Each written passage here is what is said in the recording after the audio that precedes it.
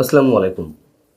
বাংলাদেশের নির্বাচন নিয়ে যে জিনিসটি খেয়াল করা যাচ্ছে, গত বেশ কয়েকদিন ধরে ভারতের পক্ষ থেকে কোনো বিষয়েই আনুষ্ঠানিক কোনো বক্তব্য পাওয়া যাচ্ছে না। এমনকি বাংলাদেশ সরকারের পক্ষ থেকে বা নির্বাচন কমিশনের পক্ষ থেকে ত্রয়োদশ জাতীয় সংসদ নির্বাচন উপলক্ষে বিভিন্ন রাষ্ট্রের কাছে, বিভিন্ন দেশের কাছে যে পর্যবেক্ষকদের পাঠানোর জন্য আহ্বান জানানো হয়েছে। পর্যবেক্ষকদের মানে বিদেশি পর্যবেক্ষকদের আমন্ত্রণ জানানো হয়েছে নির্বাচন পর্যবেক্ষণের জন্য।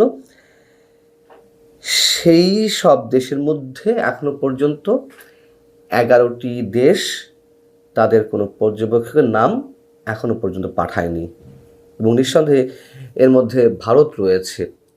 ভারত ছাড়া যে রাষ্ট্রগুলো রয়েছে তা হচ্ছে নেপাল, অস্ট্রেলিয়া, ব্রাজিল, কানাডা, মিশর, ফ্রান্স, কুয়েত, মরক্কো, নাইজেরিয়া এবং রোমানিয়া।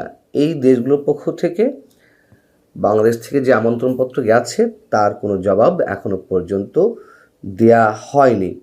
অর্থাৎ 12 তারিখের যে নির্বাচন অনুষ্ঠান হওয়ার সম্ভাবনা রয়েছে, সেই নির্বাচন পর্যবেক্ষণ করতে ভারত সরকারের পক্ষ থেকে আদৌ কোনো প্রতিনিধি পাঠানো হবে কি না তা এখনও নিশ্চিত নয়। এটি ভারতেরই বিভিন্ন গণমাধ্যম বলছে। তাহলে আসলে বিষয়টি কি অর্থ দাঁড়ায় এর? বিষয়টি কি এমন যে ইউনূস সরকারের অধীনের কোনো কিছুকেই ভারত সমর্থন দেবে না, এবং সেই ধারাবাহিকতায় ডক্টর ইউনূস সরকারের অধীনে যে নির্বাচন অনুষ্ঠিত হওয়ার সম্ভাবনা রয়েছে সেই নির্বাচনকেও তারা স্বীকৃতি দিতে চায় না? কিন্তু প্রশ্ন হচ্ছে, ভারত তো বলেই দিয়েছে যে পরবর্তী যে নির্বাচিত সরকার আসবে সেই সরকারের সাথে তারা কাজ করতে প্রস্তুত।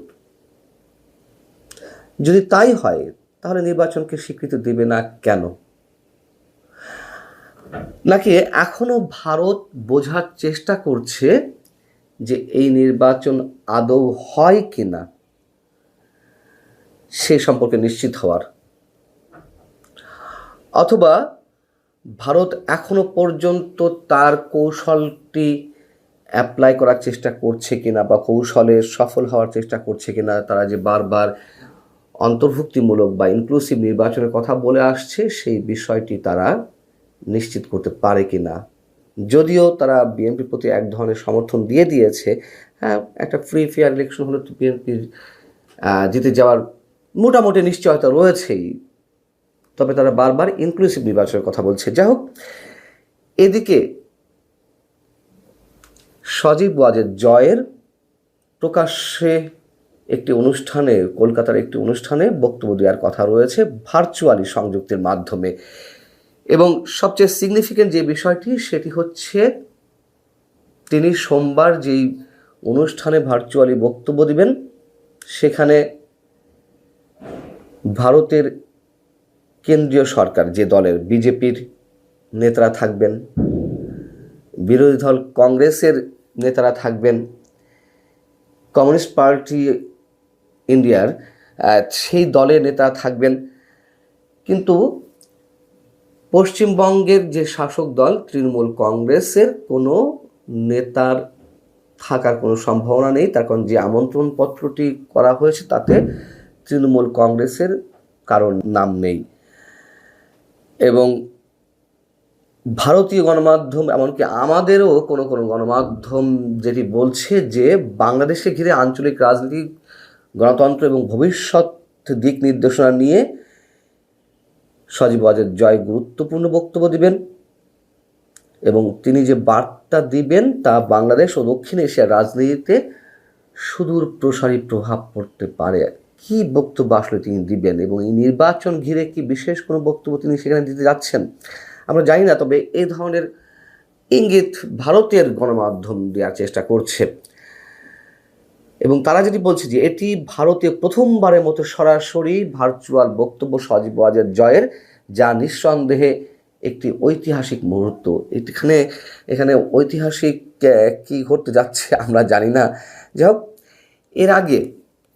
এর আগে দিল্লিতে একটি সংবাদ সম্মেলনে সাবেক প্রধানমন্ত্রী শেখ হাসিনার একটি অডিও বার্তা বাজিয়ে শোনানো হয়েছিল, সেটি নিয়ে বাংলাদেশ সরকারের পক্ষ থেকে কড়া প্রতিক্রিয়া দেওয়া হয়েছিল, কিন্তু ভারত তাতেও কোনো ধরনের কোনো কর্ণপাত করেনি। বিজেপি, কংগ্রেস, সিপিএমে যারা উপস্থিত থাকবেন সজীব ওয়াজেদ জয়ের ওই প্রোগ্রামে, তাদের নামগুলো একটু জানিয়ে দিই। যেই নামগুলো এখনো পর্যন্ত জানা গেছে: বিজেপি নেতা এবং সাবেক সংসদ সদস্য স্বপন দাশগুপ্ত, বিজেপির নেতা ডক্টর পঙ্কজ রায়, সিপিএমের সাইরা শাহ আলম এবং কংগ্রেসের রুহান মিত্র।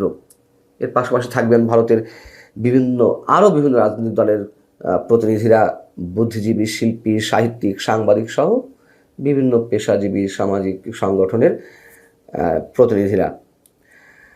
আর যে বিষয়টি জানা গেছে যে অনুষ্ঠানটি কী নিয়ে, তা হচ্ছে যতদূর জানা গেছে অতি সাম্প্রতিক সময়ে 5 আগস্ট গণ অভ্যুত্থানের দিনটিতে গণভবনে কী ধরনের সিনারিও ছিল, কী ঘটছিল তা নিয়ে অনুসন্ধানীমূলক লেখা সংবলিত একটি বই প্রকাশিত হয়েছে। সেটির শিরোনাম ছিল ইনশাল্লাহ Bangladesh, the story of an unfinished revolution. এই শিরোনামে প্রকাশিত হয়েছিল এবং যেখানে বলা হয়েছে যে ভারতীয় এক কর্মকর্তা ওই দিন সকালে শেখ হাসিনাকে ফোন দিয়ে বলছেন যে আপনি গণভবন ছাড়ুন, নইলে মারা পড়বেন। দেশ না ছাড়তে পারলেও অন্তত ক্যান্টনমেন্টে গিয়ে আশ্রয় নিন। কিন্তু শেখ হাসিনা তিনি নাকি গো ধরেছিলেন, না, তিনি দেশ ছেড়ে কোথাও যাবেন না। এবং ওই দিনই গণভবনে একেবারে উচ্চ পর্যায়ের প্রতিনিধিদের নিয়ে আইন শৃঙ্খলা পরিস্থিতির একটি গুরুত্বপূর্ণ বৈঠক অনুষ্ঠিত হচ্ছিল, যেখানে সেনাপ্রধান জেনারেল ওয়াকারুজ্জামান সহ বিমান বাহিনীর প্রধান, নৌবাহিনীর প্রধান, পুলিশ প্রধান এবং জাতীয় নিরাপত্তা সংস্থার প্রধানেরা উপস্থিত ছিলেন এবং সেখানে অনেক অজানা তথ্য উঠে এসেছে। যাই হোক, জয় কি বলতে চান সেই অনুষ্ঠানে, সেই পর্যন্ত হয়তো আমাদের অনেককেই অপেক্ষা করতে হবে। ভালো থাকুন সবাই। আল্লাহ।